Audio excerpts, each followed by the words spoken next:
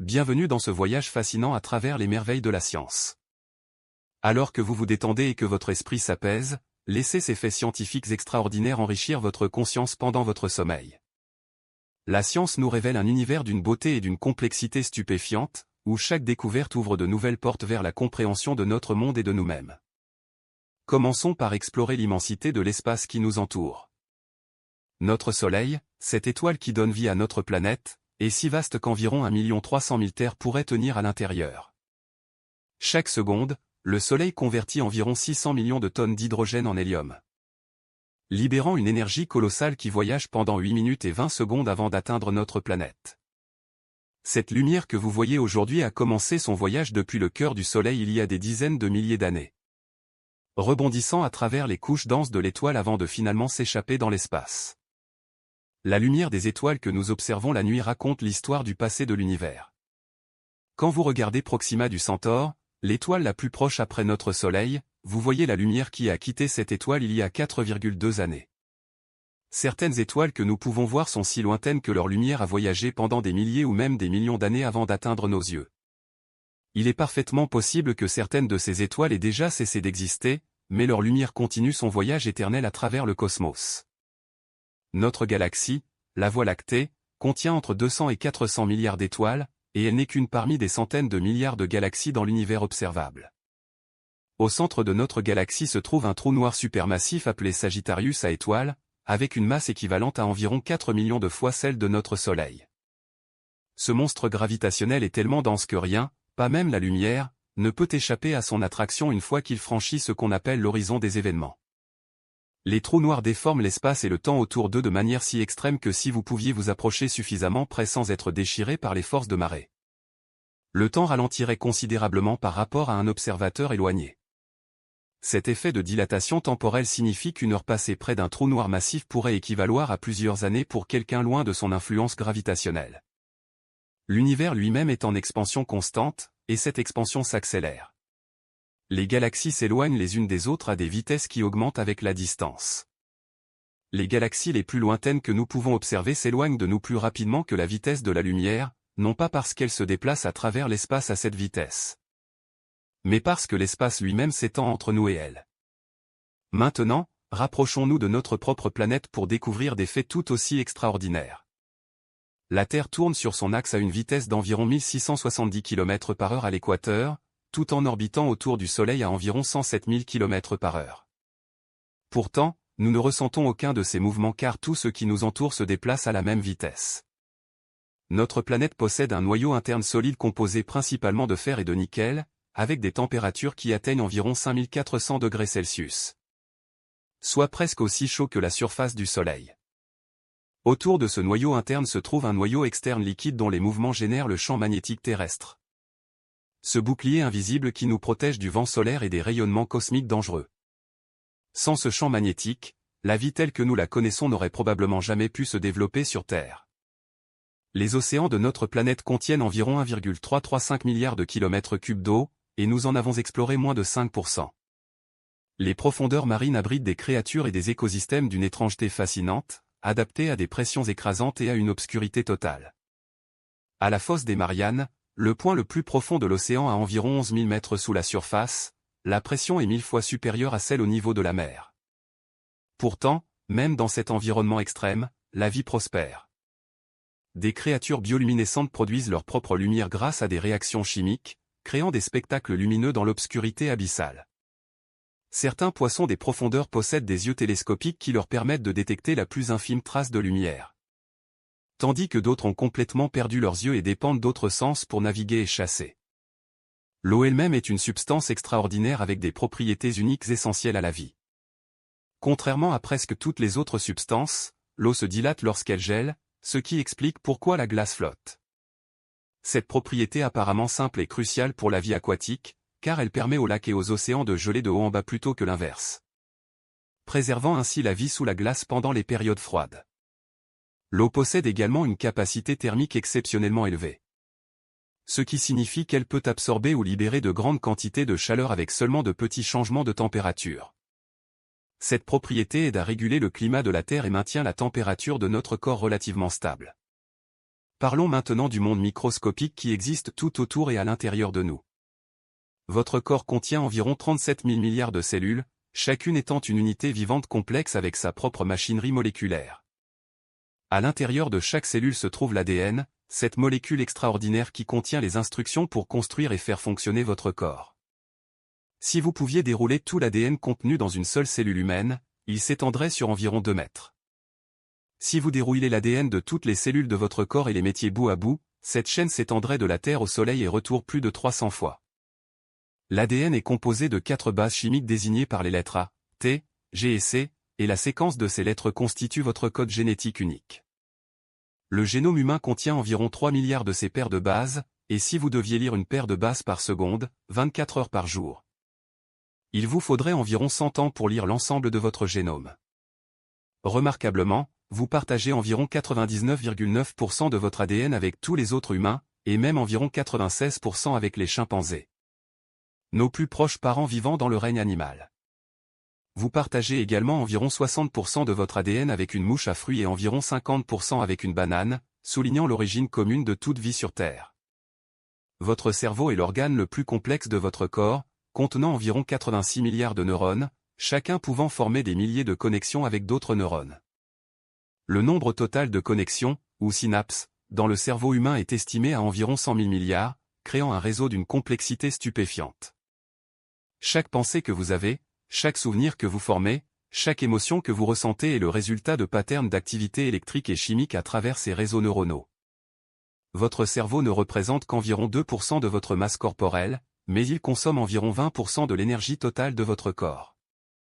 Même pendant votre sommeil, votre cerveau reste incroyablement actif, consolidant les souvenirs, traitant les informations de la journée et effectuant des fonctions de maintenance essentielles. Pendant le sommeil paradoxal, lorsque vous rêvez le plus intensément, votre cerveau peut être aussi actif que lorsque vous êtes éveillé. Les neurones de votre cerveau communiquent entre eux en envoyant des signaux électriques le long de leurs axones et en libérant des neurotransmetteurs chimiques à travers les synapses. Ces signaux voyagent à des vitesses pouvant atteindre 120 mètres par seconde, permettant une communication presque instantanée à travers votre système nerveux. Le corps humain est également peuplé d'une vaste communauté de micro-organismes. Vous abritez environ 39 000 milliards de cellules bactériennes, ce qui signifie que vous avez presque autant de cellules bactériennes que de cellules humaines dans votre corps. Ces bactéries, ainsi que d'autres micro-organismes, forment ce qu'on appelle le microbiome humain. Loin d'être de simples passagers, ces microbes jouent des rôles essentiels dans votre santé, aidant à digérer les aliments, produisant des vitamines, protégeant contre les pathogènes et même influençant votre humeur et votre comportement. Votre intestin abrite la plus grande concentration de ces microbes, avec des milliers d'espèces différentes travaillant ensemble dans un écosystème complexe. Ce microbiome intestinal est si important qu'on l'appelle parfois le deuxième cerveau, car il communique constamment avec votre système nerveux via ce qu'on appelle l'axe intestin-cerveau. Les recherches montrent que la composition de votre microbiome peut influencer votre risque de développer diverses maladies, votre poids, votre système immunitaire et même votre santé mentale. Explorons maintenant le monde de la physique quantique, où les règles de la réalité deviennent étrangement différentes de ce que nous expérimentons dans notre vie quotidienne. Au niveau quantique, les particules peuvent exister dans plusieurs états simultanément jusqu'à ce qu'elles soient observées, un phénomène appelé superposition. Un électron, par exemple, peut se comporter comme une particule et comme une onde en même temps, un concept connu sous le nom de dualité onde-particule. L'expérience de la double fente démontre cette bizarrerie quantique de manière spectaculaire. Lorsque des particules individuelles sont envoyées une par une à travers deux fentes, elles créent un pattern d'interférence caractéristique des ondes. Comme si chaque particule passait par les deux fentes simultanément. Mais lorsque nous installons des détecteurs pour observer par quelle fente passe chaque particule, le pattern d'interférence disparaît et les particules se comportent comme nous nous y attendrions de particules ordinaires. C'est comme si l'acte d'observation lui-même changeait la nature de la réalité. Un autre phénomène quantique fascinant est l'intrication, où deux particules peuvent devenir liées de telle manière que l'état de l'une affecte instantanément l'état de l'autre. Peu importe la distance qui les sépare. Einstein appelait cela une action fantôme à distance et était profondément troublé par ces implications. Mais des expériences ont confirmé à plusieurs reprises que l'intrication quantique est bien réelle. La mécanique quantique nous dit également qu'il existe un principe d'incertitude fondamentale dans l'univers. Formulé par Werner Heisenberg, ce principe stipule qu'il est impossible de connaître simultanément avec une précision parfaite certaines paires de propriétés d'une particule, comme sa position et sa quantité de mouvement. Plus vous mesurez précisément l'une de ces propriétés, moins vous pouvez connaître précisément l'autre. Cette incertitude n'est pas due à des limitations de nos instruments de mesure, mais est une caractéristique fondamentale de la réalité elle-même. Le vide quantique n'est pas vraiment vide. Même dans l'espace complètement dépourvu de matière et de rayonnement, des paires de particules virtuelles apparaissent et disparaissent constamment, empruntant de l'énergie au vide pour de brefs instants avant de s'annihiler mutuellement. Ces fluctuations quantiques du vide ont des effets mesurables, comme l'effet Casimir, où deux plaques métalliques placées très près l'une de l'autre dans le vide se rapprochent en raison de la pression des fluctuations quantiques. Toute la matière que nous voyons autour de nous, les étoiles, les planètes, vous-même, ne représente qu'environ 5% du contenu total de l'univers. Environ 27% est constitué de matière noire, une forme mystérieuse de matière qui n'interagit pas avec la lumière et que nous ne pouvons détecter que par ses effets gravitationnels. Les 68% restants sont constitués d'énergie noire, une force encore plus mystérieuse qui semble accélérer l'expansion de l'univers. La lumière est à la fois une onde électromagnétique et un flux de particules appelées photons. Ces photons voyagent à la vitesse de la lumière dans le vide, environ 299 792 km par seconde. Ce qui représente la vitesse limite ultime dans l'univers selon la théorie de la relativité d'Einstein. Rien ne peut voyager plus vite que la lumière dans le vide. À cette vitesse, un photon peut faire le tour de la Terre environ 7,5 fois en une seule seconde. La lumière du Soleil met environ 8 minutes et 20 secondes pour nous atteindre, ce qui signifie que nous voyons toujours le Soleil tel qu'il était il y a un peu plus de 8 minutes. Si le Soleil disparaissait soudainement, nous ne le saurions que 8 minutes et 20 secondes plus tard. La lumière visible n'est qu'une petite partie du spectre électromagnétique, qui s'étend des ondes radio de basse fréquence aux rayons gamma de haute énergie. Nos yeux ont évolué pour détecter la partie du spectre où le Soleil émet le plus intensément, mais de nombreux animaux peuvent voir des parties du spectre invisibles pour nous. Les abeilles, par exemple, peuvent voir la lumière ultraviolette, ce qui leur permet de percevoir des patterns sur les fleurs que nous ne pouvons pas voir. Certains serpents peuvent détecter la lumière infrarouge, leur permettant de chasser dans l'obscurité totale en détectant la chaleur corporelle de leur proie. Parlons maintenant de l'atome, cette unité fondamentale de la matière. Un atome est incroyablement petit, environ un dixième de nanomètre de diamètre.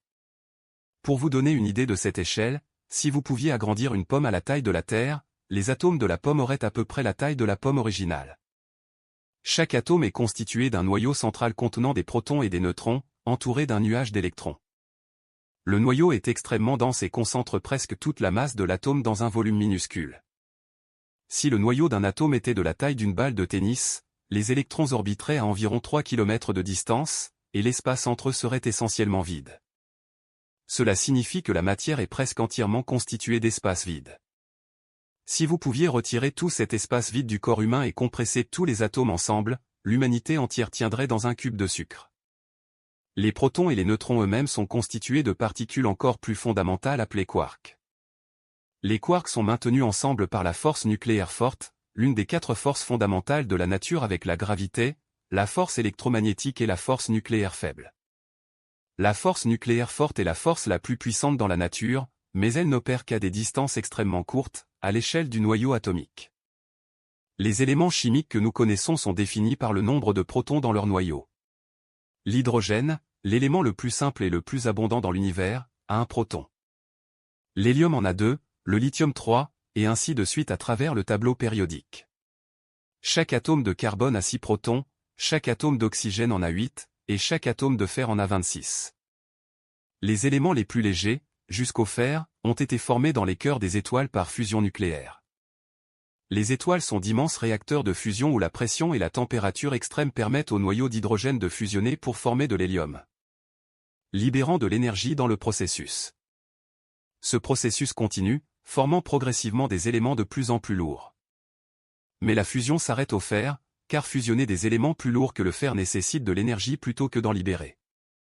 Les éléments plus lourds que le fer sont formés lors de supernovas, les explosions cataclysmiques qui marquent la mort des étoiles massives. Lors d'une supernova, l'énergie libérée est si intense qu'elle peut forcer les noyaux atomiques à capturer des neutrons et à se transformer en éléments plus lourds. Cela signifie que presque tous les atomes dans votre corps, à l'exception de l'hydrogène, ont été forgés dans le cœur d'étoiles qui ont vécu et sont mortes avant la naissance de notre système solaire. Vous êtes littéralement fait de poussière d'étoiles. Le temps lui-même n'est pas aussi absolu que nous le percevons dans notre vie quotidienne. Selon la théorie de la relativité restreinte d'Einstein, le temps s'écoule différemment pour les objets en mouvement par rapport à ceux qui sont au repos. Plus vous vous déplacez rapidement, plus le temps ralentit pour vous par rapport à quelqu'un qui est stationnaire. Cet effet est réel et mesurable, bien qu'il ne devienne significatif qu'à des vitesses approchant celles de la lumière. Les satellites du système GPS doivent tenir compte de ces effets relativistes. Car ils se déplacent suffisamment rapidement et sont suffisamment éloignés du champ gravitationnel de la Terre pour que leur horloge fonctionne à un rythme légèrement différent de celui des horloges au sol. Sans ces corrections relativistes, le GPS serait imprécis de plusieurs kilomètres en une seule journée. La gravité affecte également le temps. Plus vous êtes proche d'une masse importante, plus le temps s'écoule lentement pour vous. Cet effet, prédit par la théorie de la relativité générale d'Einstein, signifie que le temps s'écoule légèrement plus lentement à vos pieds qu'à votre tête. Bien que cette différence soit incroyablement minime. Près d'un trou noir, où la gravité est extrême, la dilatation temporelle devient dramatique.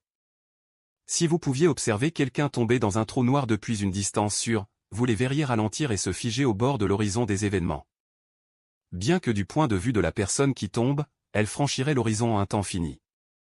La vie sur Terre a commencé il y a environ 3,8 milliards d'années, probablement sous forme de micro-organismes simples. Pendant les 2 premiers milliards d'années de la vie sur Terre, seuls des organismes unicellulaires existaient. Les organismes multicellulaires complexes n'ont émergé qu'il y a environ 600 millions d'années, et les humains modernes n'existent que depuis environ 300 000 ans. Un simple clin d'œil dans l'histoire de la vie sur Terre. Toute la vie sur Terre partage un ancêtre commun, comme en témoigne le fait que tous les organismes vivants utilisent le même code génétique et les mêmes mécanismes biochimiques fondamentaux. L'évolution par sélection naturelle, le mécanisme découvert par Charles Darwin, est le processus qui a conduit à la diversité stupéfiante de la vie que nous voyons aujourd'hui. Les variations génétiques aléatoires se produisent naturellement dans les populations. Et les individus dont les variations leur donnent un avantage dans leur environnement sont plus susceptibles de survivre et de se reproduire, transmettant ces traits avantageux à leurs descendants. Au fil de nombreuses générations, ce processus peut conduire à des changements spectaculaires, transformant des populations d'organismes simples en créatures complexes et adaptées à des niches écologiques spécifiques. L'évolution n'a pas d'objectif ou de direction, elle est simplement le résultat inévitable de la variation héréditaire combinée à la sélection différentielle. Les yeux, ces organes complexes qui nous permettent de voir le monde, ont évolué indépendamment de nombreuses fois dans différentes lignées d'organismes, démontrant comment la sélection naturelle peut produire des solutions similaires à des problèmes similaires. L'œil humain contient environ 120 millions de cellules en forme de bâtonnet qui détectent la lumière et l'obscurité, et environ 6 millions de cellules en forme de cône qui détectent la couleur. Ces cellules convertissent la lumière en signaux électriques qui sont transmis au cerveau via le nerf optique. Votre cerveau interprète ensuite ces signaux pour créer l'expérience visuelle cohérente que vous percevez. Remarquablement, l'image qui se forme sur votre rétine est en fait inversée, mais votre cerveau la retourne automatiquement pour vous donner une perception correcte du monde. Vos yeux effectuent également de minuscules mouvements constants appelés microsaccades, qui empêchent votre vision de s'estomper. Si votre œil était parfaitement immobile, votre vision disparaîtrait progressivement car vos cellules rétiniennes cessent de répondre à une stimulation constante et n'envoient des signaux que lorsque quelque chose change. Les plantes, bien qu'elles ne possèdent pas de système nerveux, sont capables de comportements sophistiqués. Elles peuvent sentir leur environnement et y répondre de manière complexe. Les racines des plantes poussent vers le bas en réponse à la gravité et s'orientent vers les zones de sol humides. Les tiges et les feuilles poussent vers la lumière dans un processus appelé phototropisme. Certaines plantes carnivores peuvent détecter le contact d'un insecte et fermer leur piège en une fraction de seconde. Les plantes communiquent également entre elles et avec d'autres organismes par le biais de signaux chimiques. Lorsqu'une plante est attaquée par des insectes herbivores, elle peut libérer des composés volatiles qui avertissent les plantes voisines du danger, incitant ces plantes à renforcer leur défense chimique. Certains de ces signaux chimiques peuvent également attirer les prédateurs naturels des herbivores, recrutant effectivement des gardes du corps. Les arbres d'une forêt sont souvent connectés les uns aux autres par un vaste réseau souterrain de champignons mycorhiziens qui s'associent à leurs racines. Ce réseau, parfois appelé le Wood Wide Web, permet aux arbres de partager des nutriments et des informations. Un arbre mère peut nourrir ses jeunes plants à travers ce réseau, et des arbres mourants peuvent transmettre leurs ressources à des arbres plus jeunes. La photosynthèse, le processus par lequel les plantes convertissent la lumière solaire en énergie chimique, est l'un des processus biologiques les plus importants sur Terre. Les plantes absorbent le dioxyde de carbone de l'atmosphère et l'eau du sol, et en utilisant l'énergie de la lumière solaire capturée par la chlorophylle, elles les convertissent en glucose et en oxygène. Le glucose sert de source d'énergie pour la plante, tandis que l'oxygène est libéré dans l'atmosphère. Ce processus a transformé l'atmosphère de la Terre il y a des milliards d'années, la remplissant d'oxygène et permettant l'évolution des formes de vie complexes qui dépendent de l'oxygène pour la respiration. Chaque année, les plantes de la Terre produisent environ 100 milliards de tonnes de matière organique à travers la photosynthèse. L'oxygène que vous respirez en ce moment a probablement été produit par une plante ou une algue quelque part dans le monde il y a quelques mois ou années. Environ 50 à 80% de l'oxygène atmosphérique est produit par le phytoplancton océanique, ces plantes microscopiques qui dérivent dans les couches supérieures des océans. Bien qu'individuellement minuscules, leur nombre colossal en fait les producteurs primaires les plus importants de la planète. L'eau suit un cycle constant sur Terre, s'évaporant des océans et d'autres surfaces d'eau, formant des nuages, tombant sous forme de précipitations et retournant finalement aux océans. La quantité totale d'eau sur Terre reste relativement constante, ce qui signifie que l'eau que vous buvez aujourd'hui a circulé à travers ce cycle pendant des milliards d'années. Les molécules d'eau dans votre corps ont probablement fait partie de nuages, de rivières, d'océans et d'autres organismes vivants d'innombrables fois au cours de l'histoire de la Terre. Il est tout à fait possible que vous ayez bu des molécules d'eau qui ont déjà fait partie d'un dinosaure, d'une ancienne forêt tropicale ou d'un pharaon de l'Égypte ancienne. Le cycle de l'eau est entraîné par l'énergie du soleil, qui provoque l'évaporation de l'eau et alimente les systèmes météorologiques qui redistribuent l'humidité à travers le globe. La quantité d'énergie nécessaire pour évaporer l'eau est considérable, et lorsque cette eau se condense pour former des nuages et des précipitations, cette énergie est libérée, alimentant les phénomènes météorologiques comme les tempêtes et les ouragans. Les ouragans sont parmi les phénomènes météorologiques les plus puissants sur Terre, des systèmes de tempêtes massives qui peuvent mesurer des centaines de kilomètres de diamètre. Ces tempêtes se forment sur les océans tropicaux chauds lorsque l'air humide s'élève rapidement et se condense, libérant une énorme quantité d'énergie thermique. Un ouragan moyen libère autant d'énergie en une journée qu'environ 200 fois la capacité de production électrique mondiale totale. Au centre d'un ouragan se trouve l'œil, une zone relativement calme de basse pression où le ciel peut être clair et les vents calmes. L'œil est entouré par le mur de l'œil, où se trouvent les vents les plus forts et les pluies les plus intenses de la tempête. Les vents dans un ouragan puissant peuvent dépasser 250 km/h. Et la baisse de pression dans l'œil peut provoquer une élévation du niveau de la mer appelée onde de tempête, qui peut inonder les zones côtières et causer des dégâts dévastateurs. Les éclairs, un autre phénomène météorologique spectaculaire, sont causés par l'accumulation de charges électriques dans les nuages d'orage. Les particules de glace dans le nuage entrent en collision, transférant des charges électriques et créant une séparation entre les charges positives et négatives. Lorsque la différence de potentiel électrique devient suffisamment grande, un courant électrique massif traverse l'air sous forme d'éclair. Un éclair typique transporte environ 15 000 ampères de courant électrique et peut chauffer l'air environnant à environ 30 000 degrés Celsius. Soit environ 5 fois la température de la surface du Soleil. Cette chaleur extrême provoque l'expansion explosive de l'air, créant l'onde de choc que nous entendons comme le tonnerre. Le son lui-même est une onde de pression qui se propage à travers un milieu comme l'air, l'eau ou les solides. Lorsque quelque chose vibre, il crée des zones alternées de haute et basse pression dans l'air environnant, et ces variations de pression se propagent vers l'extérieur sous forme d'ondes sonores. Vos oreilles détectent ces variations de pression et votre cerveau les interprète comme du son.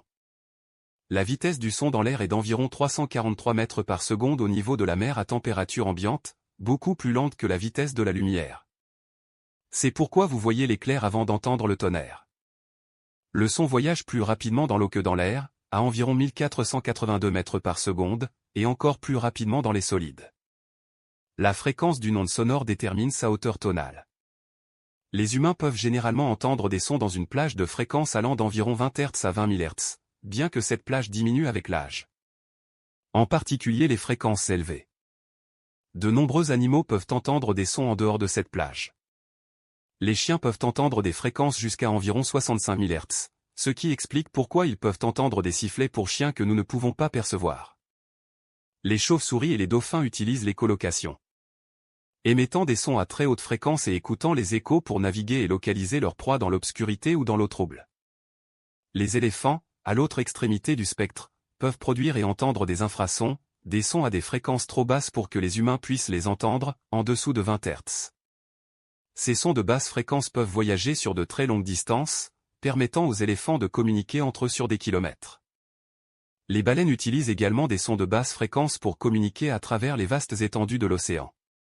Le chant d'une baleine bleue peut être aussi fort que 188 décibels, ce qui en fait l'un des sons les plus forts produits par un animal vivant. Ces chants peuvent voyager à travers des bassins océaniques entiers, permettant aux baleines de rester en contact sur des distances de milliers de kilomètres. Les baleines à bosse produisent des séquences complexes de sons, appelés chants, qui peuvent durer jusqu'à 20 minutes et sont répétés pendant des heures. Ces chants évoluent au fil du temps, avec de nouveaux thèmes et variations apparaissant et se propageant à travers les populations de baleines. La fonction exacte de ces chants n'est pas entièrement comprise, mais ils semblent jouer un rôle dans l'accouplement et possiblement dans la navigation. La migration animale est l'un des phénomènes les plus remarquables dans la nature. Chaque année, des milliards d'animaux entreprennent de longs voyages, souvent sur des milliers de kilomètres, pour trouver de la nourriture, des sites de reproduction ou des climats plus favorables. Les sterns arctiques détiennent le record de la plus longue migration, voyageant environ 90 000 km par an alors qu'elles voyagent entre l'Arctique et l'Antarctique et retour. Connaissant 2 étés par an et plus de lumière du jour que tout autre animal. Les papillons monarques d'Amérique du Nord entreprennent une migration remarquable, avec des générations successives voyageant vers le sud jusqu'au Mexique pour l'hiver. Puis retournant vers le nord au printemps. Aucun papillon individuel ne complète le voyage aller-retour, il faut plusieurs générations, mais d'une manière ou d'une autre, les papillons trouvent les mêmes sites d'hivernage que leurs ancêtres. Des arbres spécifiques dans les forêts de pins du Mexique où des millions de monarques se rassemblent. Comment les animaux naviguent sur ces distances incroyables reste partiellement mystérieux, mais ils utilisent diverses méthodes. Certains oiseaux utilisent le champ magnétique terrestre, possédant une boussole magnétique interne qui leur permet de détecter la direction. D'autres utilisent la position du soleil et des étoiles pour naviguer. Beaucoup utilisent également des repères visuels, se souvenant des caractéristiques du paysage. Certains animaux peuvent même détecter des odeurs portées sur de longues distances par le vent, suivant des gradients chimiques jusqu'à leur destination. Les saumons présentent une capacité de navigation extraordinaire, passant la majeure partie de leur vie en mer mais retournant à la rivière exacte où ils sont nés pour frayer. On pense qu'ils utilisent le champ magnétique terrestre pour naviguer dans l'océan, puis leur odorat pour identifier leur rivière natale lorsqu'ils se rapprochent de la côte. Chaque rivière a une signature chimique unique, et les saumons mémorisent cette signature lorsqu'ils sont jeunes, leur permettant de la reconnaître des années plus tard lorsqu'ils reviennent pour se reproduire. Ce voyage de retour peut impliquer de nager en amont contre des courants forts, de franchir des obstacles comme des chutes d'eau et de voyager sur des centaines de kilomètres. Après avoir frayé, la plupart des espèces de saumons meurent, leur corps fournissant des nutriments à l'écosystème de la rivière et nourrissant la prochaine génération. Les anguilles présentent un pattern de migration inversé. Naissant dans la mer des Sargasses dans l'Atlantique Nord et migrant vers les rivières et les lacs d'eau douce à travers l'Europe et l'Amérique du Nord, où elles passent la majeure partie de leur vie. Des années ou même des décennies plus tard, elles entreprennent un voyage extraordinaire de retour à la mer des Sargasses pour frayer, un voyage qui peut couvrir des milliers de kilomètres. Comment les larves d'anguilles trouvent leur chemin des Sargasses vers des destinations spécifiques en eau douce, et comment les adultes retournent à leur lieu de naissance pour frayer, reste l'un des grands mystères de la biologie. Les sens animaux peuvent être remarquablement différents et bien plus sensibles que les nôtres. Les requins possèdent un sens électrique appelé électroréception, leur permettant de détecter les faibles champs électriques produits par les muscles et les systèmes nerveux d'autres animaux. Cela leur permet de localiser des proies cachées dans le sable ou dans l'eau trouble. L'ornithorynque, cet animal au corps étrange trouvé en Australie, possède également l'électroréception. Son bec en forme de canard est recouvert d'électrorécepteurs qui lui permettent de détecter les contractions musculaires de petites proies comme les crevettes et les vers dans l'eau boueuse où il chasse. Les serpents à sonnette et autres vipères possèdent des organes sensibles à la chaleur appelés fossettes thermiques, situés entre leurs yeux et leurs narines. Ces fossettes peuvent détecter le rayonnement infrarouge émis par les animaux à sang chaud, permettant au serpent de chasser dans l'obscurité complète en créant une image thermique de son environnement. Les moustiques utilisent également la détection de chaleur pour localiser leurs hôtes à sang chaud, ainsi que la détection du dioxyde de carbone que nous expirons. C'est pourquoi les moustiques semblent être si doués pour vous trouver même dans l'obscurité. Les chiens possèdent un odorat extraordinairement sensible, avec environ 300 millions de récepteurs olfactifs dans leur nez comparé à environ 6 millions chez les humains. La partie du cerveau d'un chien dédiée à l'analyse des odeurs est également environ 40 fois plus grande que la nôtre, proportionnellement. Cela donne au chien la capacité de détecter des odeurs à des concentrations presque incroyablement faibles. Un chien entraîné peut détecter une seule goutte de sang dans environ 47 litres d'eau, ou suivre une piste olfactive vieille de plusieurs jours.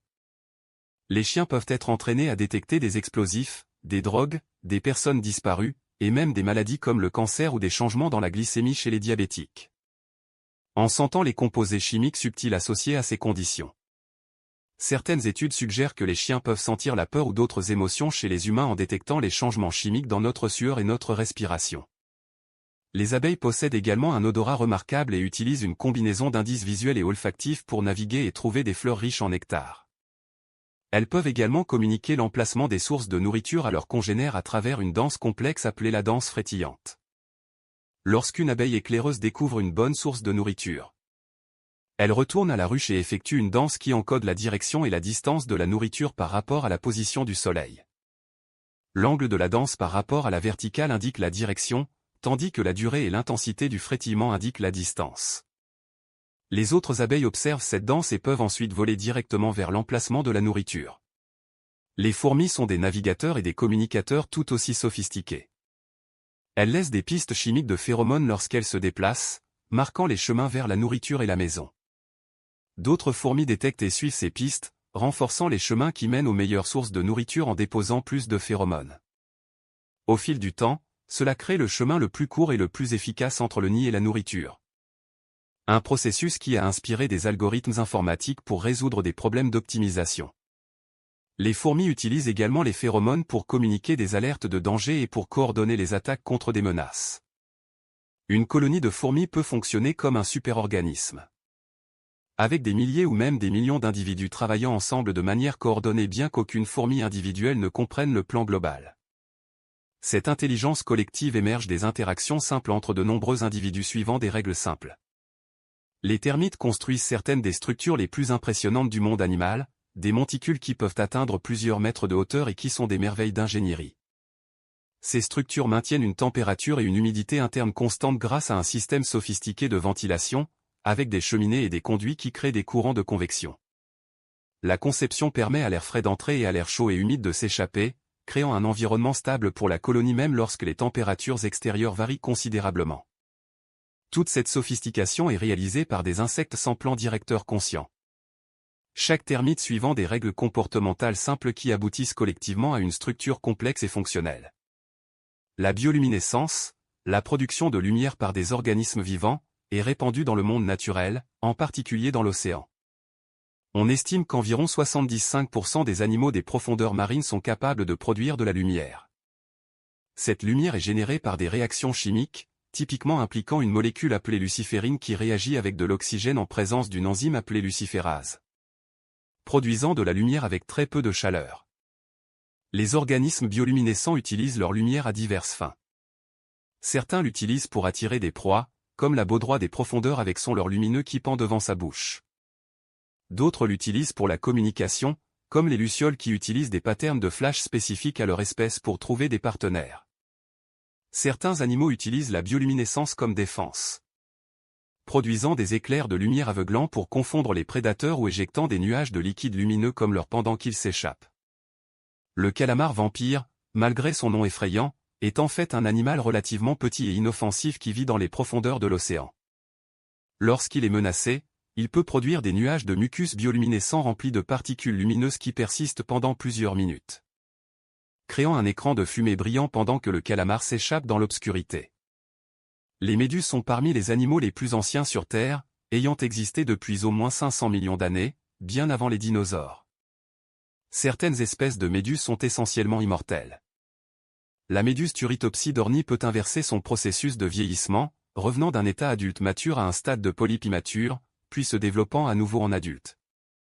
En théorie, ce cycle pourrait se répéter indéfiniment, rendant la méduse biologiquement immortelle, bien que dans la nature, la plupart finissent par être mangés ou mourir d'une maladie.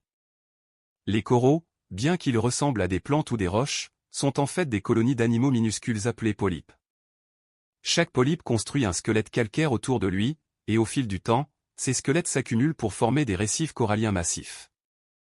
La Grande Barrière de Corail au large de l'Australie est la plus grande structure vivante sur Terre, s'étendant sur plus de 2300 km et visible depuis l'espace. Les récifs coralliens abritent environ 25% de toutes les espèces marines, bien qu'ils ne couvrent que moins d'1% du fond océanique. Ce qui en fait certains des écosystèmes les plus diversifiés de la planète. Les coraux ont une relation symbiotique avec des algues microscopiques appelées zooxanthelles qui vivent dans leurs tissus. Les algues effectuent la photosynthèse, fournissant au corail jusqu'à 90% de son énergie. Tandis que le corail fournit aux algues un environnement protégé et les nutriments dont elles ont besoin. Cette relation est sensible à la température, et lorsque l'eau devient trop chaude, les coraux expulsent leurs zooxanthelles dans un processus appelé blanchissement corallien. Sans les algues, les coraux perdent leur couleur et leur source principale de nourriture, et s'ils ne parviennent pas à recoloniser rapidement avec de nouvelles algues, ils meurent. Le réchauffement des océans dû au changement climatique provoque des événements de blanchissement de plus en plus fréquents et graves, menaçant les récifs coralliens du monde entier. Le changement climatique est l'un des défis les plus pressants auxquels l'humanité est confrontée aujourd'hui. L'atmosphère terrestre agit comme une serre, piégeant la chaleur grâce à des gaz à effet de serre comme le dioxyde de carbone, le méthane et la vapeur d'eau. Sans cet effet de serre naturel, la température moyenne de la Terre serait d'environ moins 18 degrés Celsius, trop froide pour supporter la vie telle que nous la connaissons. Cependant, depuis la révolution industrielle, les activités humaines ont considérablement augmenté les concentrations de dioxyde de carbone dans l'atmosphère. Principalement par la combustion de combustibles fossiles comme le charbon, le pétrole et le gaz naturel. La concentration de dioxyde de carbone dans l'atmosphère est passée d'environ 280 parties par million avant la révolution industrielle à plus de 400 parties par million. Aujourd'hui. Et elle continue d'augmenter. Cette augmentation des gaz à effet de serre renforce l'effet de serre, provoquant le réchauffement de la planète. La température moyenne mondiale a augmenté d'environ 1,1 degré Celsius depuis la fin du XIXe siècle, et ce réchauffement s'accélère. Cela peut sembler un petit changement, mais même de légères augmentations de température moyenne peuvent avoir des effets profonds sur le climat et les écosystèmes. Les calottes glaciaires polaires et les glaciers fondent, contribuant à l'élévation du niveau de la mer. Les événements météorologiques extrêmes comme les vagues de chaleur, les sécheresses, les inondations et les ouragans puissants deviennent plus fréquents et plus intenses. Les écosystèmes sont perturbés alors que les espèces doivent s'adapter à des conditions changeantes ou migrer vers de nouvelles zones, et beaucoup sont confrontés à un risque accru d'extinction. Les océans absorbent environ 30% du dioxyde de carbone que nous émettons, ce qui aide à ralentir le réchauffement climatique mais provoque un autre problème, l'acidification des océans. Lorsque le dioxyde de carbone se dissout dans l'eau de mer, il forme de l'acide carbonique, abaissant le pH de l'océan. Cette acidification rend plus difficile pour les organismes comme les coraux, les mollusques et certains planctons de construire et maintenir leurs coquilles et squelettes de carbonate de calcium, menaçant les écosystèmes marins et les chaînes alimentaires qui en dépendent. Comprendre et atténuer le changement climatique nécessite des connaissances en physique, chimie, biologie, sciences de la Terre et sciences sociales. Démontrant comment la science moderne nécessite souvent une approche interdisciplinaire pour résoudre des problèmes complexes. L'énergie est au cœur de la physique et de notre compréhension de l'univers. L'énergie ne peut être ni créée ni détruite, seulement transformée d'une forme à une autre, un principe connu sous le nom de conservation de l'énergie ou première loi de la thermodynamique. L'énergie existe sous de nombreuses formes, l'énergie cinétique du mouvement, l'énergie potentielle de la position ou de la configuration, l'énergie thermique de la température. L'énergie chimique stockée dans les liaisons moléculaires, l'énergie nucléaire dans les noyaux atomiques et l'énergie rayonnante de la lumière et d'autres radiations électromagnétiques. Toutes ces formes d'énergie peuvent être converties les unes dans les autres. Lorsque vous allumez une ampoule, l'énergie électrique est convertie en énergie lumineuse et en chaleur. Lorsque vous mangez de la nourriture, votre corps convertit l'énergie chimique en énergie cinétique pour le mouvement, en énergie thermique pour maintenir votre température corporelle et en énergie électrique pour l'activité nerveuse. La deuxième loi de la thermodynamique nous dit que dans tout processus de conversion d'énergie, une certaine énergie est inévitablement perdue sous forme de chaleur inutilisable, et l'entropie totale ou désordre de l'univers augmente toujours. Cela signifie qu'il est impossible de créer une machine à mouvement perpétuel qui fonctionnerait indéfiniment sans apport d'énergie, car chaque transformation d'énergie implique des pertes. La température est une mesure de l'énergie cinétique moyenne des particules dans une substance. Plus les particules se déplacent rapidement, plus la température est élevée. Au zéro absolu, la température la plus basse possible théoriquement, qui est de moins 273,15 degrés Celsius ou 0 Kelvin. Les particules auraient une énergie cinétique minimale. En pratique, il est impossible d'atteindre exactement le zéro absolu. Bien que les scientifiques aient refroidi des substances à une fraction de Kelvin au-dessus du zéro absolu dans des expériences de laboratoire. À ces températures extrêmement basses, la matière peut présenter des propriétés quantiques remarquables. Certains matériaux deviennent des supraconducteurs, conduisant l'électricité sans aucune résistance. Ce qui signifie qu'un courant une fois initié continuerait de circuler indéfiniment sans perdre d'énergie. L'hélium liquide peut devenir un superfluide, s'écoulant sans viscosité et présentant des comportements étranges comme grimper sur les parois de son conteneur pour s'échapper. Ces phénomènes résultent des effets quantiques devenant dominants à basse température. La radioactivité est un autre phénomène quantique où des noyaux atomiques instables se désintègrent spontanément, émettant des particules et de l'énergie. Il existe plusieurs types de désintégration radioactive. La désintégration alpha implique l'émission d'un noyau d'hélium composé de 2 protons et 2 neutrons. La désintégration bêta implique la conversion d'un neutron en proton ou vice-versa, avec l'émission d'un électron ou d'un positron. La désintégration gamma implique l'émission de rayonnements électromagnétiques à haute énergie. Chaque isotope radioactif a une demi-vie caractéristique, le temps qu'il faut pour que la moitié d'un échantillon se désintègre. Les demi-vies varient énormément, de fractions de seconde à des milliards d'années. L'uranium-238 a une demi-vie d'environ 4,5 milliards d'années, approximativement l'âge de la Terre. Tandis que certains isotopes ont des demi-vies mesurées en microsecondes. La datation radioactive utilise ces demi-vies prévisibles pour déterminer l'âge des roches et des fossiles. En mesurant les proportions d'isotopes parents et d'isotopes filles dans un échantillon. Les scientifiques peuvent calculer combien de temps s'est écoulé depuis la formation de la roche ou depuis que l'organisme est mort.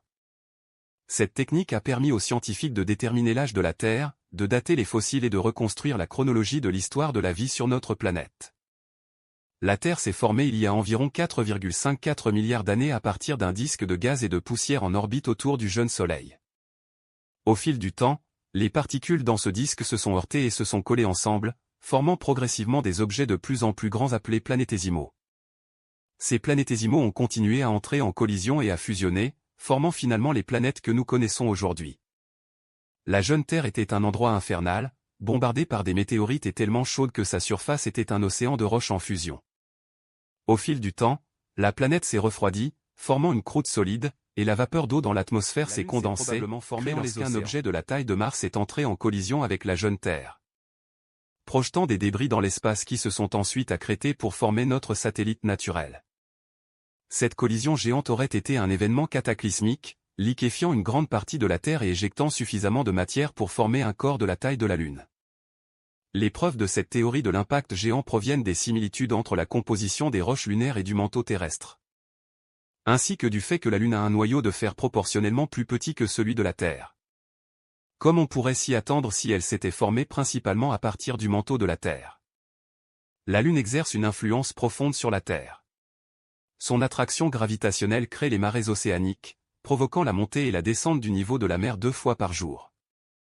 Les marées se produisent parce que la gravité de la Lune attire plus fortement le côté de la Terre le plus proche d'elle, créant un renflement d'eau. Et l'inertie crée un renflement correspondant du côté opposé. Lorsque la Terre tourne, différentes parties de la planète passent par ces renflements, connaissant la marée haute et la marée basse.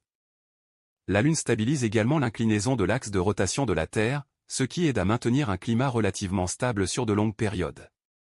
Sans la Lune, l'axe de la Terre oscillerait de manière chaotique, entraînant d'énormes variations climatiques qui auraient probablement rendu le développement de la vie complexe beaucoup plus difficile. Les marées créent également une friction qui ralentit progressivement la rotation de la Terre. Les jours s'allongent en fait d'environ 1,7 millisecondes par siècle. Il y a des centaines de millions d'années, une journée sur Terre ne durait que 22 heures environ. En même temps, la Lune s'éloigne lentement de la Terre au rythme d'environ 3,8 cm par an, car l'énergie de rotation de la Terre est transférée au mouvement orbital de la Lune. Dans un avenir très lointain, si rien d'autre n'intervient, la Terre et la Lune finiront par être verrouillées par effet de marée, chacune présentant toujours la même face à l'autre. Tout comme la Lune présente déjà toujours la même face à la Terre. Ce verrouillage par effet de marée est courant dans le système solaire. La plupart des lunes majeures sont verrouillées par effet de marée avec leurs planètes parentes, et Mercure est verrouillé dans une résonance 3-2 avec le Soleil, tournant 3 fois pour chaque 2 orbites. Les forces de marée peuvent être puissantes et destructrices. Si un objet s'approche trop près d'un corps massif, les forces de marée peuvent le déchirer. La distance à laquelle cela se produit est appelée la limite de Roche. Les anneaux spectaculaires de Saturne sont probablement constitués de débris d'une lune qui s'est aventurée à l'intérieur de la limite de Roche et a été déchirée. Ou peut-être de matière qui n'a jamais pu s'agréger en lune en raison des forces de marée. Saturne n'est pas la seule planète avec des anneaux, Jupiter, Uranus et Neptune ont tous des systèmes d'anneaux, bien qu'ils soient beaucoup moins spectaculaires que ceux de Saturne. Les anneaux de Saturne sont principalement composés de glace d'eau, allant de particules de la taille de grains de sable à des morceaux de la taille de maison. Ils sont étonnamment minces, seulement environ 10 à 100 mètres d'épaisseur dans la plupart des endroits, bien qu'ils s'étendent sur des centaines de milliers de kilomètres de diamètre. Malgré leur apparence solide depuis la distance, les anneaux sont en réalité composés d'innombrables particules individuelles, chacune en orbite autour de Saturne indépendamment. La structure complexe des anneaux, avec des lacunes, des ondulations et des régions de densité variables, résulte des interactions gravitationnelles avec les nombreuses lunes de Saturne. Certaines petites lunes, appelées lunes bergères, orbitent à la périphérie des anneaux et leur gravité aide à confiner et façonner les particules des anneaux. Jupiter est la plus grande planète de notre système solaire, avec une masse plus de 300 fois celle de la Terre et un volume qui pourrait contenir plus de 1300 terres. Comme les autres planètes géantes, Jupiter, Saturne, Uranus et Neptune, elle est composée principalement d'hydrogène et d'hélium, sans surface solide. Si vous pouviez plonger dans Jupiter, vous passeriez d'abord par des couches de nuages épais. Puis dans une atmosphère de plus en plus dense qui se transforme progressivement en hydrogène liquide sous l'énorme pression. Plus profondément encore, l'hydrogène est comprimé en une forme exotique appelée hydrogène métallique liquide, qui conduit l'électricité et génère le puissant champ magnétique de Jupiter. Au centre de Jupiter se trouve probablement un noyau de roche et de glace, peut-être 20 fois la masse de la Terre. La grande tache rouge de Jupiter est une tempête anticyclonique géante qui fait rage depuis au moins 350 ans, et peut-être beaucoup plus longtemps. Cette tempête est si grande que 2 ou 3 terres pourraient tenir à l'intérieur d'elle. Les vents dans la tempête peuvent atteindre des vitesses de 430 à 680 km/h. Les scientifiques ne savent toujours pas exactement ce qui alimente cette tempête pendant si longtemps. Mais il est clair que la dynamique atmosphérique des planètes géantes gazeuses est très différente de celle de la Terre. Jupiter a au moins 79 lunes connues, allant de minuscules morceaux de roches irréguliers à des mondes de la taille de planètes. Les 4 plus grandes lunes, appelées les lunes galiléennes car elles ont été découvertes par Galilée en 1610, sont des mondes fascinants en eux-mêmes. Io est le corps le plus volcaniquement actif du système solaire, avec des centaines de volcans qui crachent du soufre et du dioxyde de soufre, créant un paysage multicolore d'une beauté alienne. Europe est recouverte d'une coquille de glace d'eau qui cache un vaste océan liquide. Ce qui est en fait l'un des endroits les plus prometteurs pour rechercher une vie extraterrestre dans notre système solaire. Ganymède est la plus grande lune du système solaire, même plus grande que la planète Mercure, et possède son propre champ magnétique. Callisto est fortement cratérisé, témoignant de milliards d'années de bombardements d'impact. Mars, souvent appelée la planète rouge en raison de son apparence rouillée causée par l'oxyde de fer à sa surface, a longtemps fasciné les humains et est une cible principale pour l'exploration spatiale. Mars a environ la moitié du diamètre de la Terre et environ un dixième de sa masse. Son atmosphère est mince, composée principalement de dioxyde de carbone, avec une pression à la surface d'environ 1% de celle de la Terre. Cette atmosphère mince signifie que Mars ne peut pas retenir beaucoup de chaleur, et les températures de surface varient énormément. De moins 125 degrés Celsius au pôle pendant l'hiver à environ 20 degrés Celsius à l'équateur à midi pendant l'été. Les preuves géologiques suggèrent fortement que Mars avait autrefois une atmosphère plus épaisse et de l'eau liquide à sa surface. D'anciens lits de rivières asséchés, des deltas et des bassins qui semblent avoir été des lacs ou même des océans parsèment le paysage martien. Certains scientifiques pensent que Mars aurait pu être habitable dans son passé lointain, peut-être même abritant une vie microbienne primitive. Où est passé cette eau reste une question importante. Une partie s'est évaporée dans l'espace après que Mars ait perdu son champ magnétique global, permettant au vent solaire d'éroder son atmosphère. Une partie est probablement encore là, piégés sous forme de glace dans le sol et aux calottes polaires. Les rovers et les orbiteurs de la NASA et d'autres agences spatiales ont découvert des preuves de composés organiques et de minéraux qui se forment en présence d'eau sur Mars, alimentant la spéculation sur la possibilité d'une vie passée ou même présente sur la planète rouge. Vénus, souvent appelée la sœur de la Terre en raison de sa taille et de sa masse similaire, est en fait un enfer hostile. Son atmosphère épaisse, composée à environ 96% de dioxyde de carbone, crée un effet de serre incontrôlé qui porte les températures de surface à environ 467 degrés Celsius, assez chaudes pour faire fondre le plomb. La pression atmosphérique à la surface est environ 90 fois celle de la Terre, équivalente à la pression à 1 km sous l'océan terrestre. Les nuages épais de Vénus sont composés d'acide sulfurique, et il pleut probablement de l'acide sulfurique dans la haute atmosphère, bien que cette pluie s'évapore avant d'atteindre la surface en raison de la chaleur intense.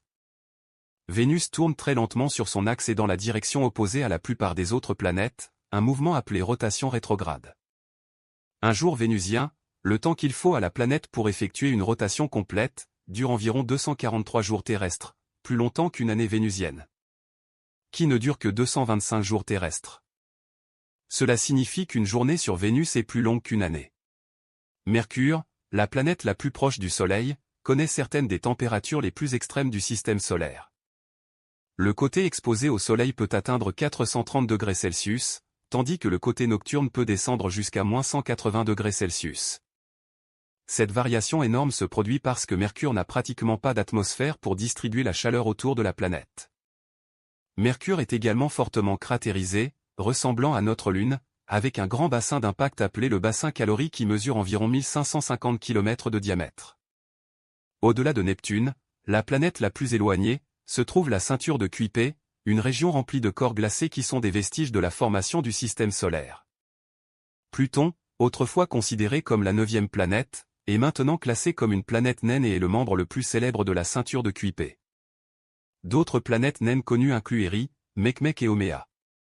Encore plus loin se trouve le nuage d'Oort, une sphère hypothétique d'objets glacés qui entoure le système solaire à une distance pouvant aller jusqu'à 100 000 unités astronomiques du Soleil, soit environ 2 années-lumière. C'est de là que proviennent de nombreuses comètes à longue période, perturbées de leurs orbites distantes par les étoiles qui passent sous les marées galactiques et plongeant dans le système solaire interne. Les comètes sont des boules de neige sale, composées de glace, de poussière et de matière organique. Lorsqu'une comète s'approche du Soleil, la glace commence à se sublimer, passant directement de solide à gaz, créant une atmosphère brillante appelée coma et souvent de longues queues spectaculaires qui peuvent s'étendre sur des millions de kilomètres. Les comètes ont 2 queues, une fête de poussière qui suit l'orbite de la comète et une fête de gaz ionisé qui est toujours dirigée loin du Soleil par le vent solaire. Les impacts de comètes et d'astéroïdes ont joué un rôle crucial dans l'histoire de la Terre. On pense que les comètes ont peut-être livré une grande partie de l'eau terrestre, et peut-être même certains des ingrédients organiques nécessaires à la vie. Mais les impacts ont également causé des catastrophes. L'événement d'extinction le plus célèbre, qui a anéanti les dinosaures non aviaires il y a 66 millions d'années, a été causé par l'impact d'un astéroïde ou d'une comète d'environ 10 km de diamètre près de ce qui est maintenant la péninsule du Yucatan au Mexique. L'impact aurait libéré une énergie équivalente à des milliards de bombes atomiques, projetant d'énormes quantités de débris dans l'atmosphère. Ces débris ont bloqué la lumière du Soleil, provoquant un hiver d'impact qui a duré des années, perturbant la photosynthèse et effondrant les chaînes alimentaires dans le monde entier. Environ 75% de toutes les espèces se sont éteintes, y compris tous les dinosaures non aviaires. Les oiseaux, qui sont en fait des dinosaures aviaires, ont survécu, tout comme les mammifères, qui étaient alors de petites créatures principalement nocturnes. Avec les dinosaures disparus, les mammifères ont pu se diversifier et occuper des niches écologiques précédemment dominées par les reptiles, conduisant finalement à l'évolution des primates et éventuellement des humains. La Terre a connu 5 événements d'extinction de masse au cours des 500 derniers millions d'années, chacun éliminant une proportion importante de la vie sur Terre. La plus dévastatrice fut l'extinction du Permien Tria il y a environ 252 millions d'années, qui a anéanti environ 96% de toutes les espèces marines et 70% des espèces terrestres vertébrées. Cette extinction de masse a été probablement causée par un volcanisme massif en Sibérie qui a libéré d'énormes quantités de dioxyde de carbone et d'autres gaz dans l'atmosphère, provoquant un réchauffement climatique extrême et une acidification des océans. Aujourd'hui, de nombreux scientifiques pensent que nous sommes au milieu d'un 6e événement d'extinction de masse, cette fois causé par les activités humaines. La destruction de l'habitat, la surexploitation, la pollution. Les espèces envahissantes et le changement climatique causent la disparition des espèces à un rythme des centaines à des milliers de fois supérieur au taux d'extinction de fonds naturels. On estime qu'environ 1 million d'espèces sont menacées d'extinction dans les prochaines décennies si les tendances actuelles se poursuivent. Préserver la biodiversité est crucial non seulement pour des raisons éthiques et esthétiques, mais aussi parce que la diversité de la vie fournit d'innombrables services écosystémiques dont les humains dépendent. De la pollinisation de nos cultures à la purification de notre eau et de notre air. La diversité génétique au sein des espèces est également importante car elle fournit la matière première pour l'adaptation évolutive. Les populations avec une faible diversité génétique sont plus vulnérables aux maladies et moins capables de s'adapter aux conditions environnementales changeantes. Les programmes de conservation visent souvent à maintenir la diversité génétique dans les populations en voie de disparition pour améliorer leurs chances de survie à long terme. Certaines espèces sont plus importantes que d'autres pour maintenir la structure des écosystèmes, ce qu'on appelle des espèces clés de voûte. Les loups dans le parc national de Yellowstone en sont un exemple classique.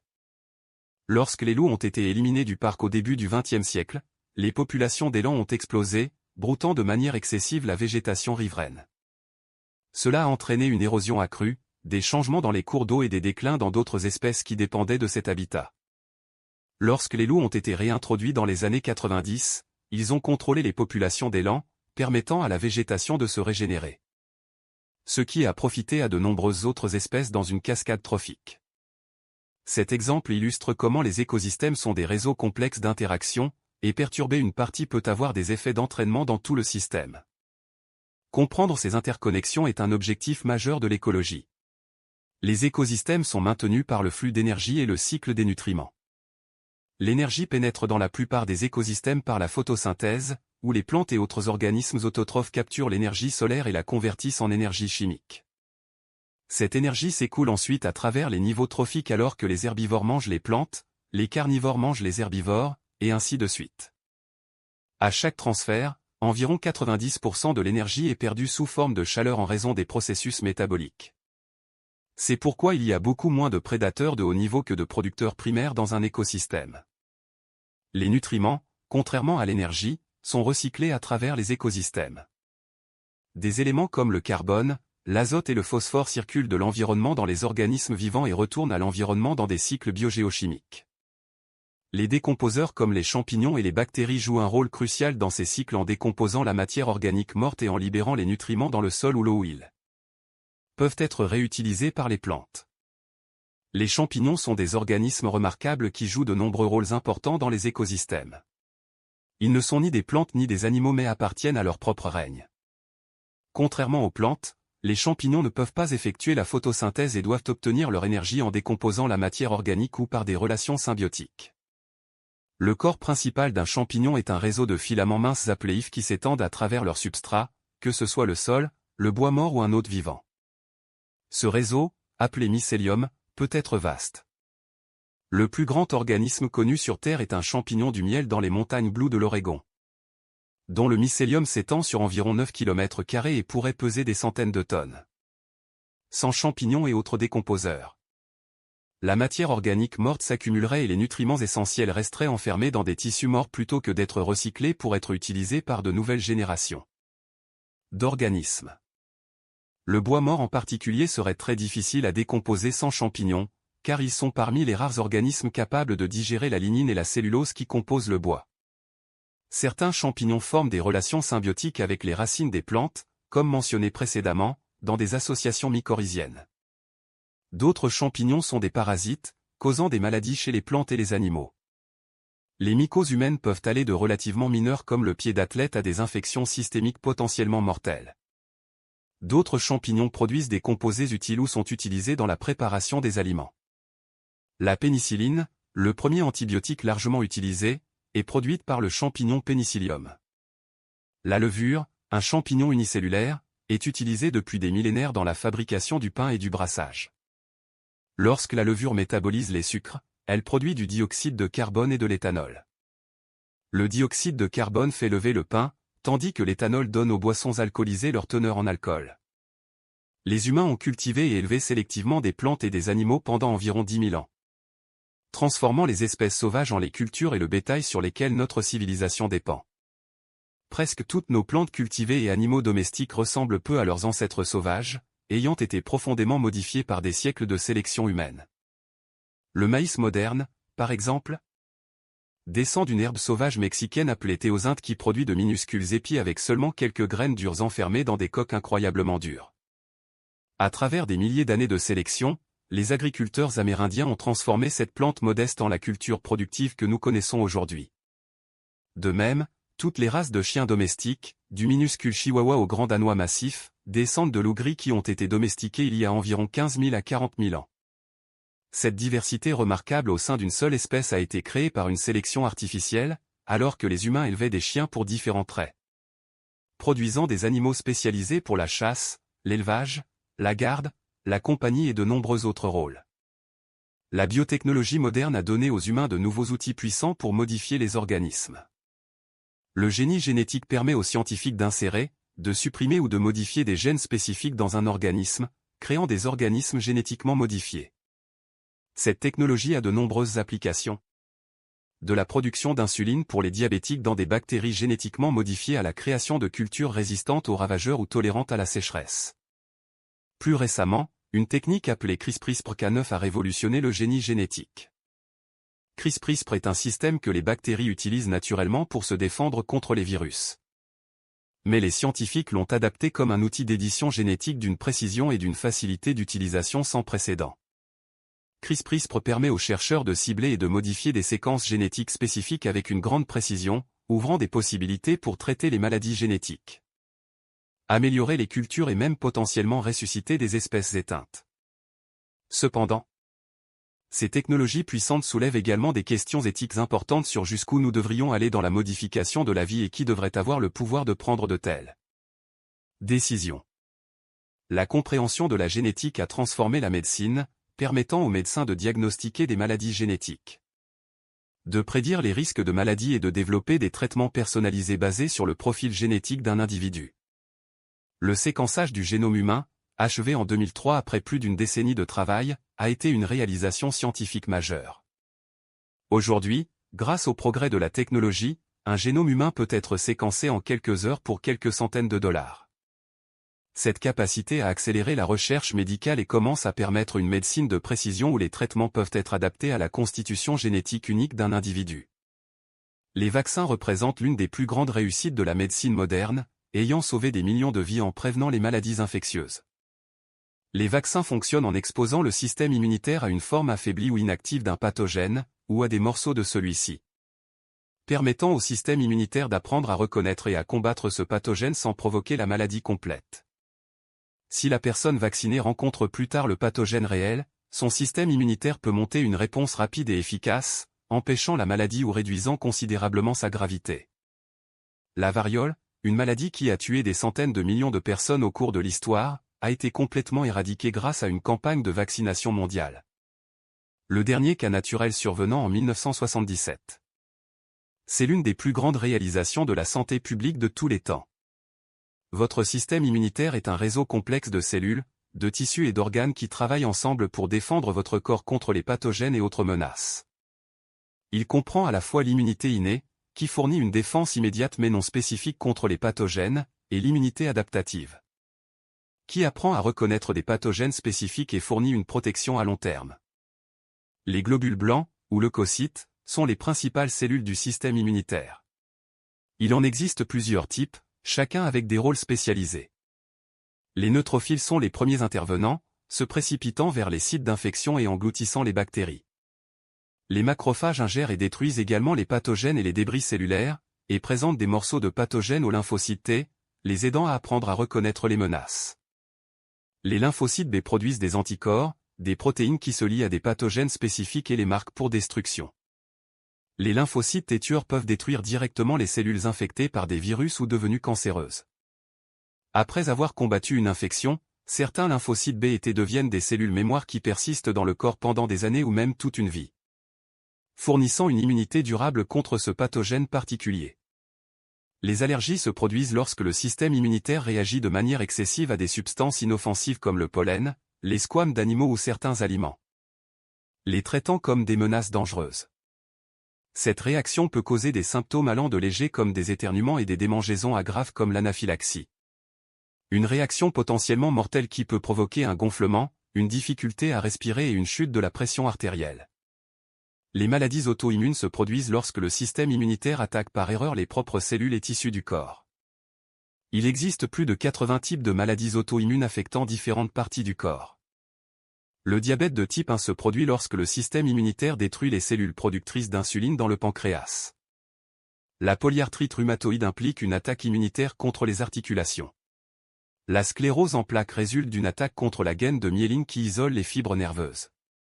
Les causes de la plupart des maladies auto-immunes ne sont pas entièrement comprises, mais elles impliquent probablement une combinaison de facteurs génétiques et environnementaux. Le cancer se produit lorsque des cellules commencent à se diviser de manière incontrôlée et peuvent envahir d'autres tissus. Normalement, les cellules se divisent de manière ordonnée, et les cellules endommagées ou inutiles subissent une mort cellulaire programmée appelée apoptose. Le cancer se développe lorsque les mutations dans l'ADN d'une cellule perturbent ses mécanismes de contrôle normaux. Certaines mutations peuvent faire produire aux cellules des signaux de croissance ou les rendre insensibles aux signaux qui leur disent d'arrêter de se diviser. D'autres mutations peuvent désactiver l'apoptose ou permettre aux cellules d'échapper au système immunitaire. Habituellement, plusieurs mutations doivent s'accumuler avant qu'une cellule ne devienne cancéreuse. C'est pourquoi le risque de cancer augmente avec l'âge à mesure que les cellules accumulent plus de mutations au fil du temps. Tous les cancers ne sont pas identiques.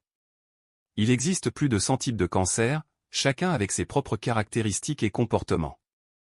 Certains cancers se développent rapidement et se propagent de manière agressive, tandis que d'autres croissent lentement et peuvent rester localisés pendant longtemps. Les traitements contre le cancer peuvent inclure la chirurgie pour enlever les tumeurs, la radiothérapie pour tuer les cellules cancéreuses, la chimiothérapie qui utilise des médicaments pour tuer les cellules à division rapide, l'immunothérapie qui aide le système immunitaire à reconnaître et à attaquer les cellules cancéreuses, et les thérapies ciblées qui interfèrent avec des molécules spécifiques impliquées dans la croissance tumorale. Les traitements deviennent de plus en plus sophistiqués et personnalisés à mesure que notre compréhension de la biologie du cancer s'approfondit. Le processus de vieillissement est complexe et pas encore entièrement compris. À mesure que nous vieillissons, nos cellules accumulent des dommages à leur ADN, leurs protéines et autres structures. Les télomères, des capuchons protecteurs aux extrémités de nos chromosomes, raccourcissent à chaque division cellulaire, limitant finalement le nombre de fois qu'une cellule peut se diviser. Les cellules sénescentes, qui ont cessé de se diviser mais ne meurent pas, s'accumulent et peuvent contribuer à l'inflammation et aux tissus dysfonctionnels. Les mitochondries, les centrales électriques de nos cellules, deviennent moins efficaces avec l'âge. Le système immunitaire s'affaiblit, nous rendant plus vulnérables aux infections et aux cancers. Tous ces changements et d'autres contribuent aux caractéristiques du vieillissement, la perte de fonctions physiques et cognitives, l'augmentation de la vulnérabilité aux maladies et finalement la mort. Cependant, le taux de vieillissement varie considérablement entre les individus et peut être influencé par la génétique, le mode de vie et les facteurs environnementaux.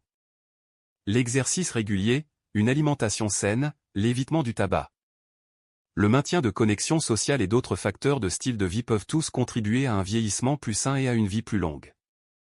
La recherche sur le vieillissement explore des moyens de ralentir le processus de vieillissement ou de traiter les pathologies liées à l'âge. Certains organismes vieillissent beaucoup plus lentement que nous ou présentent une sénescence négligeable. La tortue des Galapagos peut vivre plus de 100 ans. Certaines espèces de baleines peuvent vivre plus de 200 ans. Le Turritopside orniméduse mentionné précédemment peut potentiellement être biologiquement immortel.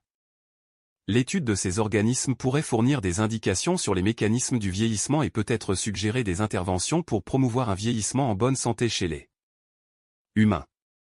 Le sommeil est essentiel à la santé et au bien-être, mais nous ne comprenons toujours pas entièrement pourquoi nous en avons besoin.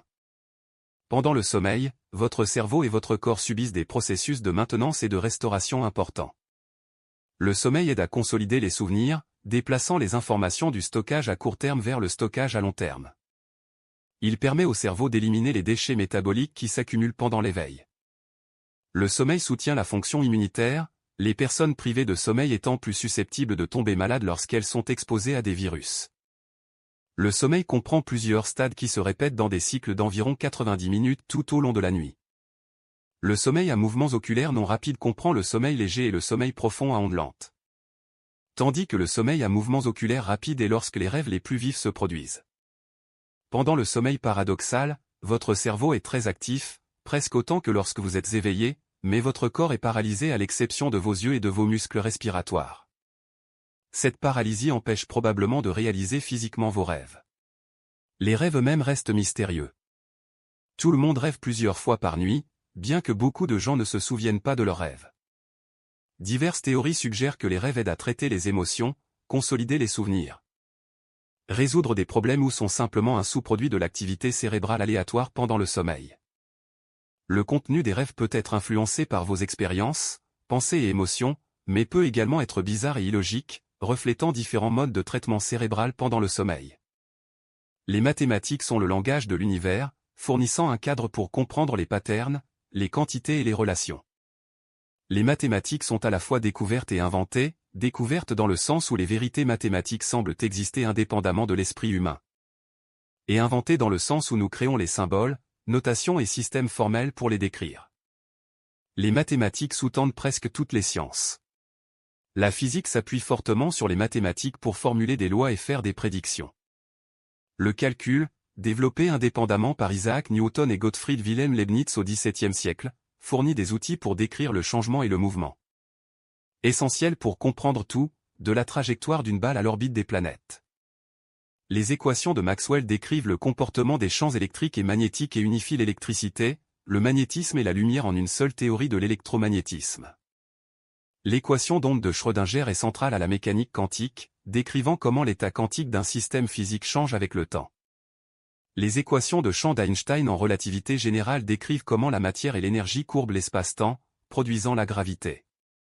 La beauté et le pouvoir de ces équations résident dans leur capacité à capturer des phénomènes physiques complexes sous des formes mathématiques élégantes qui peuvent être manipulées pour générer des prédictions testables. Les nombres eux-mêmes ont des propriétés fascinantes. Les nombres premiers, qui ne peuvent être divisés que par un et eux-mêmes, ont intrigué les mathématiciens pendant des millénaires. Ils semblent être distribués de manière aléatoire parmi les nombres, mais suivent des patterns statistiques. Le théorème des nombres premiers décrit la distribution approximative des nombres premiers, mais de nombreuses questions sur les nombres premiers restent sans réponse. Y compris l'hypothèse de Riemann, l'un des problèmes non résolus les plus célèbres en mathématiques. Pi, le rapport de la circonférence d'un cercle à son diamètre, est un nombre irrationnel, ce qui signifie que ses décimales continuent indéfiniment sans se répéter. Pi apparaît dans d'innombrables contextes mathématiques et physiques au-delà des cercles, des probabilités aux oscillations en passant par la mécanique quantique. Les gens ont calculé pi à des milliards de décimales, non pas parce que tant de précision est nécessaire pour des applications pratiques, mais parce que c'est un test des capacités informatiques et de l'ingéniosité algorithmique. La suite de Fibonacci est une séquence de nombres où chaque nombre est la somme des deux précédents, 1, 2, 3, 5, 8, 13, et ainsi de suite. Cette séquence simple apparaît étonnamment souvent dans la nature. La disposition des graines dans un tournesol, la forme d'une coquille de nautile, le motif de ramification de certaines plantes. Tous suivent les nombres de Fibonacci où le rapport d'or étroitement lié, environ 1,618, qui émerge du rapport de nombre de Fibonacci consécutifs. Ce ratio semble être esthétiquement plaisant et a été utilisé dans l'art et l'architecture depuis des siècles. La géométrie fractale, développée par Benoît Mandelbrot, décrit des formes qui affichent une autosimilarité à différentes échelles. Zoomez sur une partie d'un fractal et vous voyez des patterns qui ressemblent à l'ensemble. Les fractales apparaissent dans toute la nature, dans les côtes, les chaînes de montagnes, les nuages, les arbres et les vaisseaux sanguins. L'ensemble de Mandelbrot, un objet mathématique célèbre, affiche une complexité infinie. Peu importe combien vous zoomez, vous trouvez toujours plus de détails, de nouveaux patterns émergeant à chaque niveau de grandissement. L'informatique a transformé le monde moderne, et à son cœur se trouve la notion simple d'information pouvant être représentée en binaire, en utilisant juste deux symboles, 0 et 1. Les ordinateurs traitent ces bits d'information en utilisant des circuits électroniques qui peuvent être dans l'un des deux états, représentant 0 ou 1. En combinant des milliards de ces commutateurs simples et en contrôlant leurs interactions à travers la logique, les ordinateurs peuvent effectuer des calculs complexes, stocker et récupérer de vastes quantités de données et exécuter des programmes qui accomplissent tout, de l'édition de texte à la simulation du climat. La loi de Moore, observé par Gordon Moore en 1965, a noté que le nombre de transistors sur une puce informatique doublait environ tous les 2 ans, conduisant à une augmentation exponentielle de la puissance de calcul. Cette tendance s'est maintenue pendant des décennies, permettant le développement de smartphones, d'intelligence artificielle et d'innombrables autres technologies. Cependant, la loi de Moore ralentit car les approches des limites physiques de la petitesse à laquelle les transistors peuvent être fabriqués en utilisant les technologies actuelles. Les chercheurs explorent de nouveaux paradigmes de calcul, y compris l'informatique quantique, qui exploite les propriétés quantiques comme la superposition et l'intrication pour effectuer certains types de calculs beaucoup plus efficacement que les ordinateurs classiques. L'intelligence artificielle, en particulier l'apprentissage automatique et l'apprentissage profond, a fait des progrès remarquables ces dernières années. Les réseaux de neurones artificiels, inspirés de la structure du cerveau, peuvent apprendre à reconnaître des patterns dans les données et faire des prédictions ou des décisions basées sur ces patterns. Ces systèmes ont atteint des performances au niveau humain ou surhumaines dans des tâches comme la reconnaissance d'images, la traduction linguistique et le jeu d'échecs et de Go. Cependant, l'intelligence artificielle actuelle est étroite, excellant dans des tâches spécifiques mais manquant de la compréhension générale et de la flexibilité de l'intelligence humaine. Que l'intelligence artificielle générale au niveau humain soit possible et, le cas échéant, quand elle pourrait être atteinte, reste un sujet de débat parmi les experts. Internet a révolutionné la communication et l'accès à l'information, connectant des milliards de personnes et d'appareils à travers le monde. Le World Wide Web, inventé par Tim Berners-Lee en 1989, fournit une interface conviviale à Internet, permettant aux gens de partager et d'accéder facilement aux informations à travers les pages web liées. Aujourd'hui, Internet est devenu une partie essentielle de la vie moderne, utilisée pour tout, de la communication et du divertissement à l'éducation et au commerce. Les médias sociaux ont transformé la façon dont les gens interagissent, permettant une communication instantanée et le partage d'informations à une échelle sans précédent, mais soulevant également des préoccupations concernant la vie privée, la désinformation et l'impact sur la santé mentale. La cryptographie, la science de la communication sécurisée, est devenue de plus en plus importante à l'ère numérique. Le chiffrement protège les informations sensibles en les transformant en un format qui ne peut être lu que par quelqu'un possédant la bonne clé de déchiffrement. Les protocoles de cryptographie moderne utilisent des mathématiques sophistiquées pour créer des systèmes de chiffrement qui sont pratiquement impossibles à casser sans la clé. Ces technologies permettent des transactions en ligne sécurisées, des communications privées et la protection des informations personnelles. La blockchain, la technologie sous-jacente aux crypto-monnaies comme le Bitcoin, utilise la cryptographie et des réseaux distribués pour créer des registres décentralisés et inviolables de transactions. Cette technologie a des applications potentielles au-delà de la monnaie, dans des domaines comme la gestion de la chaîne d'approvisionnement, la vérification d'identité et les contrats intelligents. Le futur de la technologie promet des développements encore plus transformateurs. L'informatique quantique pourrait révolutionner le chiffrement, la découverte de médicaments et les simulations complexes. Les interfaces cerveau-ordinateur pourraient permettre un contrôle direct des appareils par la pensée et potentiellement traiter les troubles neurologiques. La nanotechnologie, la manipulation de la matière à l'échelle atomique et moléculaire, pourrait conduire à de nouveaux matériaux avec des propriétés extraordinaires, à des dispositifs médicaux microscopiques et à des méthodes de fabrication révolutionnaires. L'exploration spatiale continue de repousser les limites de ce qui est possible. Des humains ont marché sur la Lune, des rovers explorent Mars, des sondes ont visité toutes les planètes de notre système solaire et au-delà. Voyager 1 et 2, lancés en 1977, sont maintenant dans l'espace interstellaire, portant des messages de l'humanité aux étoiles. De nouveaux télescopes puissants comme le télescope spatial James Webb révèlent l'univers avec des détails sans précédent. Observant les premières galaxies qui se sont formées après le Big Bang et analysant les atmosphères de planètes extrasolaires. La découverte de milliers d'exoplanètes en orbite autour d'autres étoiles a révolutionné notre compréhension des systèmes planétaires. Certaines de ces planètes orbitent dans la zone habitable de leurs étoiles, où les températures pourraient permettre à l'eau liquide d'exister à la surface. La recherche de vie au-delà de la Terre est l'une des quêtes les plus profondes de la science. Nous recherchons des signes de vie microbienne passées ou présentes sur Mars, explorons les océans sous-glaciaires des lunes comme Europe et Encelade. Et cherchons des signes de vie dans les atmosphères des exoplanètes. Le programme SETI recherche des signaux radio ou optiques qui pourraient indiquer une vie intelligente ailleurs dans la galaxie. Jusqu'à présent, nous n'avons trouvé aucune preuve définitive de vie au-delà de la Terre, mais la recherche continue. Étant donné les milliards de galaxies, chacune contenant des milliards d'étoiles, beaucoup avec leur propre planète. Il semble statistiquement improbable que la Terre soit le seul endroit où la vie a émergé.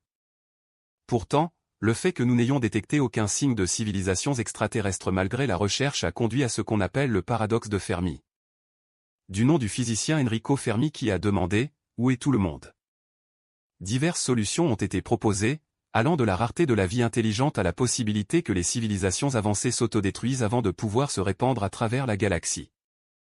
Alors que nous réfléchissons à ces mystères profonds, il est humiliant de considérer à quel point nous avons appris et combien il reste encore à découvrir. La science est un processus continu d'exploration et de découverte, chaque réponse soulevant de nouvelles questions, chaque découverte ouvrant de nouveaux domaines d'investigation. Des plus petites particules aux structures les plus vastes de l'univers, du fonctionnement interne de nos cellules aux galaxies distantes. La science nous donne des outils pour comprendre et apprécier le monde remarquable dans lequel nous vivons. Alors que vous dérivez vers le sommeil, puissent ces merveilles de la science continuer à enrichir votre esprit, vous rappelant la beauté, la complexité et l'interconnexion de toutes choses. Bonne nuit et dormez bien. La conscience reste l'un des plus grands mystères de la science. Comment les processus physiques dans le cerveau donnent-ils naissance à l'expérience subjective de la conscience, à ce que les philosophes appellent les qualia? Les qualités ressenties de nos perceptions et émotions? Nous pouvons étudier les corrélats neuronaux de la conscience, identifier quelles parties du cerveau sont actives lorsque nous sommes conscients de quelque chose. Mais expliquer pourquoi cette activité devrait être accompagnée d'une expérience subjective reste profondément énigmatique. C'est ce qu'on appelle le problème difficile de la conscience. Certains scientifiques et philosophes pensent que la conscience pourrait être une propriété fondamentale de l'univers, d'autres qu'elle émerge de systèmes d'information complexes. Et d'autres encore qu'elle pourrait nécessiter de nouvelles lois de la physique pour être pleinement expliquée. Comprendre la conscience n'est pas seulement une question intellectuelle abstraite. Elle a des implications pratiques pour le traitement des patients dans le coma ou dans des états végétatifs. Pour déterminer le statut moral des animaux et des systèmes d'intelligence artificielle potentiels, et pour notre compréhension fondamentale de ce que signifie être humain. Les émotions jouent un rôle crucial dans nos vies, influençant nos décisions, nos comportements et nos relations. Longtemps considérées comme opposées à la raison, nous comprenons maintenant que les émotions sont essentielles pour une prise de décision efficace. Les patients avec des lésions aux zones cérébrales traitant les émotions ont souvent du mal à prendre même des décisions simples, malgré une intelligence intacte. Les émotions fournissent des signaux rapides sur ce qui est important, nous guidant vers des résultats bénéfiques et nous éloignant des préjudices. Différentes cultures expriment et conceptualisent les émotions de différentes manières, mais la recherche suggère qu'il existe des émotions de base universellement reconnues comme la joie, la tristesse, la peur, la colère, le dégoût et la surprise. Le langage corporel et les expressions faciales associées à ces émotions sont remarquablement similaires à travers les cultures, suggérant qu'ils ont des racines évolutives profondes. La mémoire humaine est extraordinairement complexe et loin d'être un enregistrement parfait de nos expériences. Chaque fois que nous nous souvenons de quelque chose, nous reconstruisons ce souvenir à partir de morceaux d'informations stockées. Et ce processus de reconstruction peut introduire des erreurs et des distorsions. Nos souvenirs sont influencés par nos connaissances, croyances et émotions actuelles, et peuvent être modifiés par de nouvelles informations ou suggestions. Les faux souvenirs peuvent sembler aussi vivants et convaincants que les vrais souvenirs, et des recherches ont montré qu'il est relativement facile d'implanter de faux souvenirs chez les gens.